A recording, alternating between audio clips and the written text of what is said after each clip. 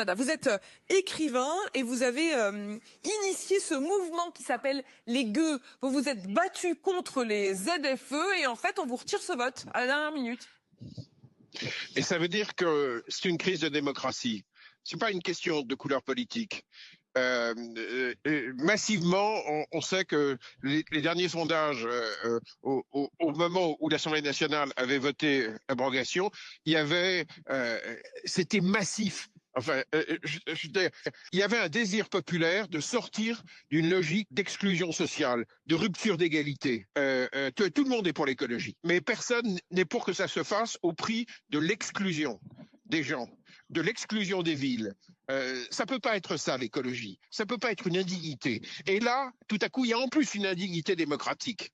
Parce que la semaine dernière, la commission mixte paritaire entre le Sénat et l'Assemblée avait voté un texte commun. Donc, il y avait un accord du Parlement. Il y avait une majorité au Parlement. Et tout à coup, les petits bonshommes en gris font mumuse avec la démocratie. On doit rester un grand peuple démocratique. C'est inadmissible ce qui est en train de se passer. On ne peut pas être un pays où on s'assied sur la démocratie. C'est un problème de démocratie. Alexandre Jardin, vous expliquez comment vous expliquez que le gouvernement Lecornu ait retiré ce texte du vote. Mais tout le monde sait très bien qu'ils ne voulaient pas que ça passe. Et tout à coup, ils font... Et en plus, ils ne voulaient pas que ça passe avant les élections municipales. Et c'est absolument dingue. Il n'y a même pas d'explication. Vous vous rendez compte que vous êtes en train de me poser la question? C'est-à-dire qu'il n'y a aucune justification démocratique. Il y a tout à coup une prise de pouvoir de la technocratie, une prise de pouvoir de la technocratie française et européenne. C'est inadmissible. Nous devons revenir à des principes profondément démocrates. Le mouvement des gueux, depuis hier, les gens vont sur le site lesgueux.fr, ils adhèrent en masse. Pourquoi? Parce qu'à un moment donné, les Français sont des démocrates. Et on est au cœur là-dedans de la culture du mépris. Vous estimez que c'est une forme de mépris social, que ça se fait effectivement par la Géraldine Vosner a une question pour vous. Non, moi, ce qui me frappe, c'est que il y a une raison en réalité, c'est qu'il y a des motions de censure qui doivent être encore votées aujourd'hui. Le gouvernement redoute que s'il y a ce retrait des ZFE qui est devenu un totem pour les écologistes, pour les socialistes, ils puissent manifester leur déplaisir sur ce sujet. Pour faire plaisir aux socialistes, aux socialistes. Et bien sûr. Alexandre Jardin. Vous vous rendez compte ce que dit Géraldine Vosner? Elle dit la vérité. Ça veut dire que pour convenance personnelle, pour convenance des partis, là-dedans, le citoyen, on s'en fout. On s'en fout. C'est-à-dire que si la démocratie n'est plus faite que pour fonctionner pour les appareils, pour les accords de parti, pour convenance. C'est terrible ce que vient de dire Géraldine Vosner. Elle a dit la vérité. C'est-à-dire que ça n'a plus rien à voir avec le citoyen. Mais Alexandre Jardin, est-ce que c'est le marqueur d'un délitement de la démocratie ou ce n'est que lié à cet enjeu précis? Parce que vous dites c'est déni de démocratie à répétition.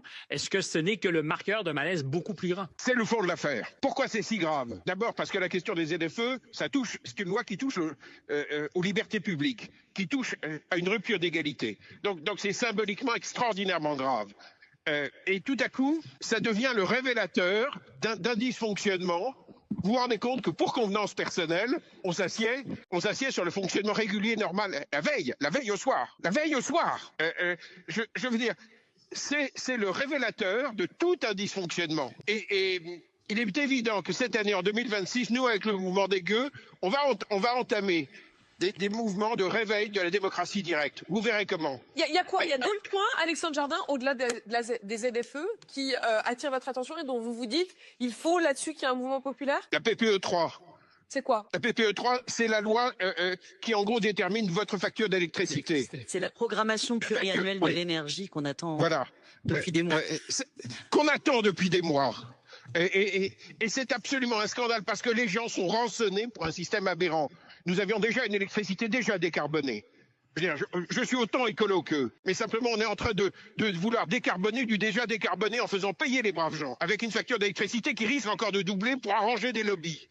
Donc, à un moment, le peuple doit reprendre la parole, doit absolument reprendre la parole. On doit revenir à une culture démocratique. Sur les ZFE, pardon, mais au fond, et peut-être ce sera le cas aussi sur cette PPE3, c'est-à-dire sur la question aussi du calcul, au fond, aussi du prix de l'électricité pour les Français et de la manière dont on la décarbone ou pas, dont on continue encore à la décarboner, soit Elle est déjà décarbonée. efficace. Voilà, exactement. Quelle est la question en fait du rapport à l'efficacité de cette théorie? On va y revenir dans un instant, Alexandre Jardin, mais sur ce que vous dites à l'instant, au fond.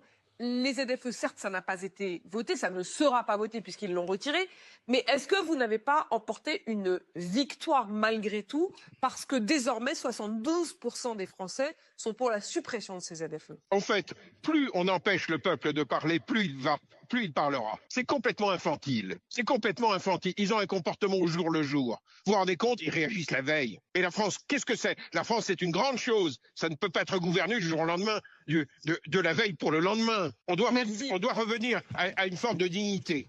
Merci beaucoup Alexandre Jardin et d'avoir accepté d'être en direct avec nous. On voit que le sujet vous tenait particulièrement à cœur puisqu'il est le milieu de la nuit au Canada. Merci infiniment d'avoir été